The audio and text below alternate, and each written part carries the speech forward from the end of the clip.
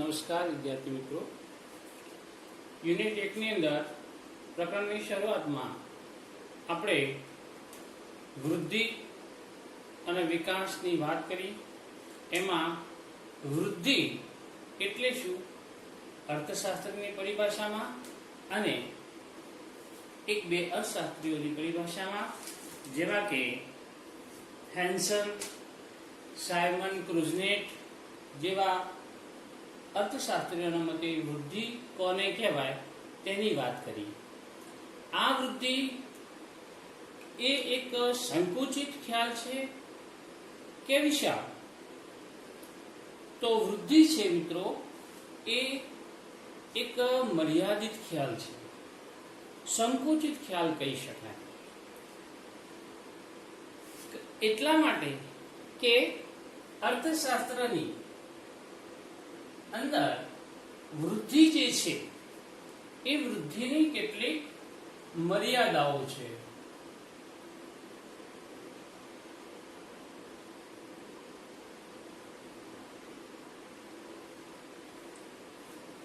મર્યાદાઓ એટલે એની અંદર કેટલાક દુર્ગુણો પણ છે. એટલા માટે એક મહાન અર્થશાસ્ત્રી રોબર્ટ ક્લોવર નામના અર્થશાસ્ત્રીએ વૃદ્ધિ વિશે કહ્યું છે કે વૃદ્ધિ એટલે કે આર્થિક વૃદ્ધિ એ વિકાસ વિહોણી વૃદ્ધિ કહેવાય છે. વિકાસ વિહોણી વૃદ્ધિ એવું નામ આપ્યું છે. વિકાસ વગરની વૃદ્ધિ. સાયમન રોબર્ટ ક્લોવરે વિકાસ વિહોણી વૃદ્ધિ એવું નામ આપ્યું છે. એના માટેની કેટલીક મર્યાદાઓ જવાબદાર છે. એમાં પહેલી મર્યાદા છે કે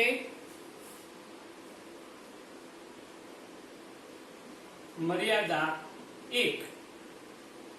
પહેલી મર્યાદા આપણે કહેવું હોય તો કહી શકાય કે આર્થિક વૃદ્ધિમાં ઉત્પાદનના 4 સાધનોના પ્રમાણ અને એ ઉત્પાદનના વધારા જેવા પરિમાણાત્મક પરિવર્તનોને જ ધ્યાનમાં લે છે. માત્ર પરિમાણાત્મક પરિવર્તનો.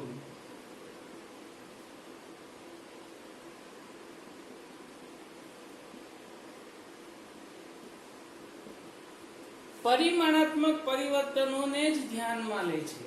ગુણાત્મક પરિવર્તનોની વૃદ્ધિ ધ્યાનમાં લેતી નથી. આ પહેલી મર્યાદા. બીજી મર્યાદા છે કે આર્થિક વૃદ્ધિમાં રાષ્ટ્રીય અને માથાદીઠ બંને આવકો વધે છે, પરંતુ સંસ્થાકીય અને મનોવૈજ્ઞાનિક વલણો સહેજ પણ બદલાતા નથી. આની અંદર રાષ્ટ્રીય અને માથાદીઠ આવક વધશે, પણ આવક વધવાની સાથે એની સાથે લોકોના સંસ્થાકીય અને મનોવૈજ્ઞાનિક વલણો, લોકોના સંસ્થાકીય અને મનોવૈજ્ઞાનિક વલણો બદલાતા નથી. આ ખાસ વાત યાદ રાખજો. હવે આ વૃદ્ધિની બીજી મર્યાદા કે લોકોના સંસ્થાકીય અને મનોવૈજ્ઞાનિક વલણો ન બદલાય તો એ વૃદ્ધિ એ એક પ્રકારનો ગ્રોથ છે, ડેવલપમેન્ટ નથી. ત્રીજી મર્યાદા છે કે તે માત્ર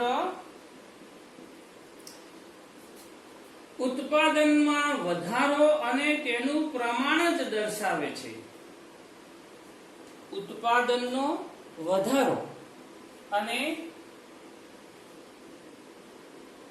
ઉત્પાદન વધારો અને તેનું પ્રમાણ માત્ર દર્શાવે છે.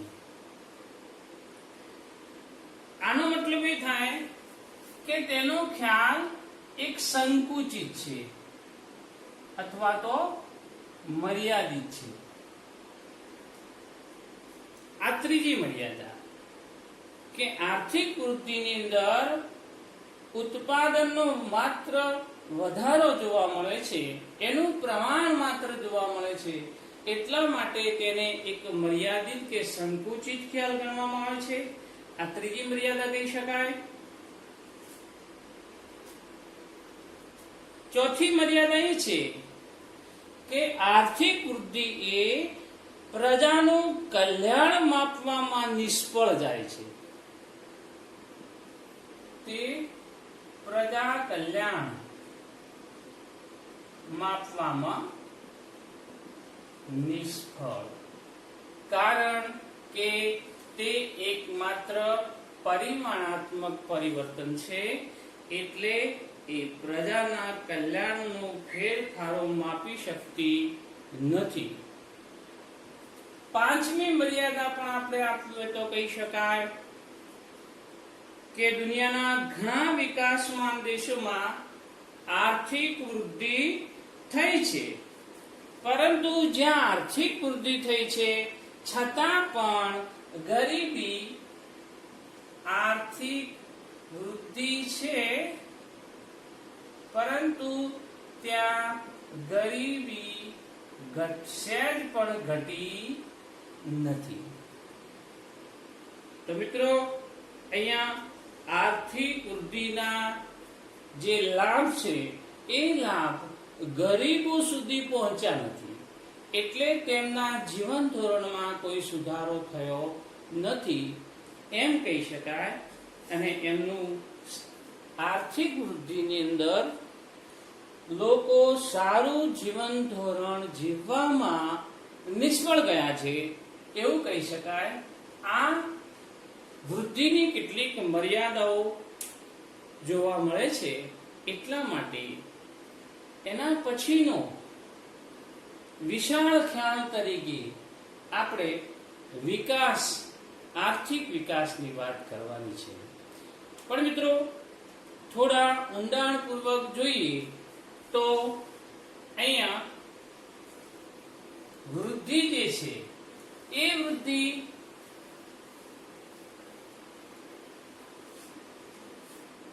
ના ખ્યાલ, એ વૃદ્ધિના ખ્યાલની એક આકૃતિ જોઈએ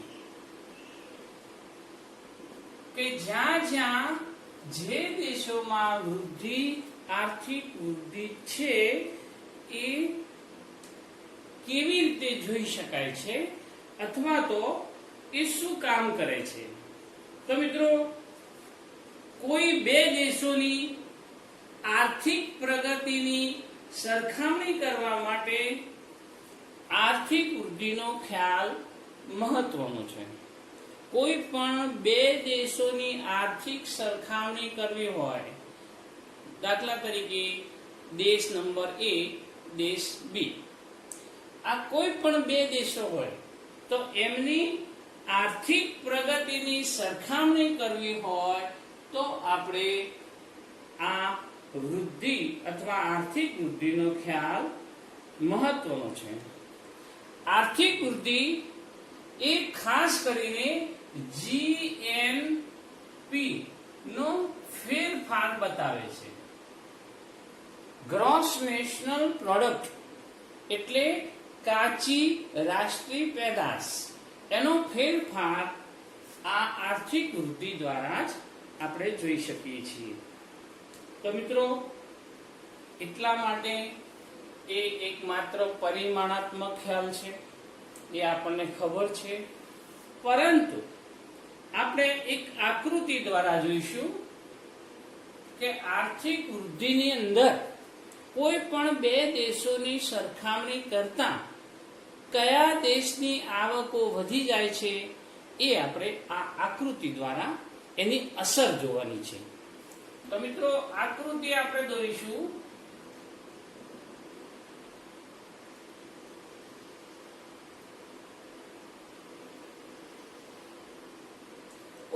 એક્સ પર સમય દર્શાવેલો છે. ધારો કે OY પર કોઈ પણ બે દેશોની આવકો દર્શાવેલી છે. હવે કોઈ પણ બે દેશોની વાત કરીએ. ધારો કે એક રેખા બતાવીશું આપણે AB, બીજી રેખા બતાવીશું આપણે CD. હવે AB રેખા જે છે એ AB રેખા આપણને એ દેશની અથવા એ દેશનો આર્થિક વૃદ્ધિ દર બતાવે છે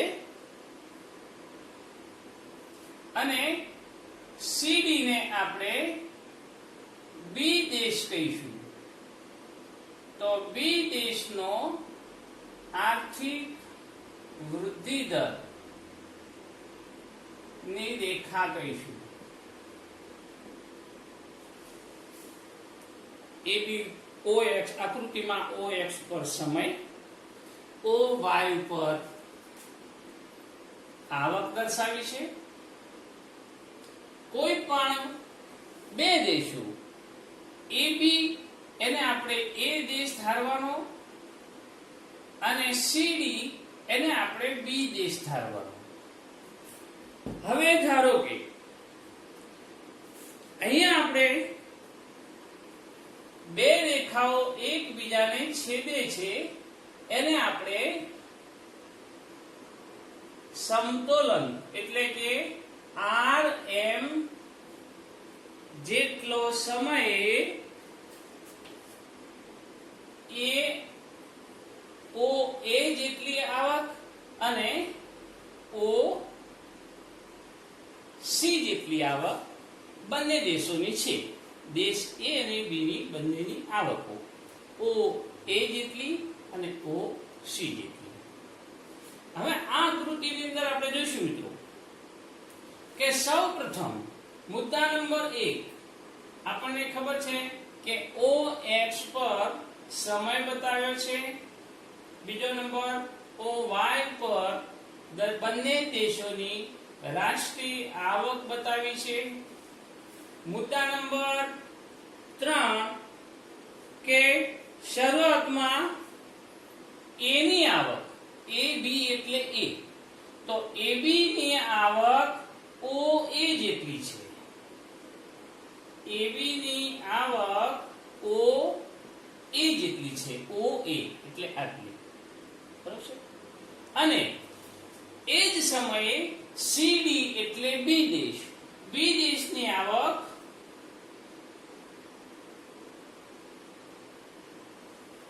આ CD એટલે કે બી ની આવક આપણે OC જેટલી છે.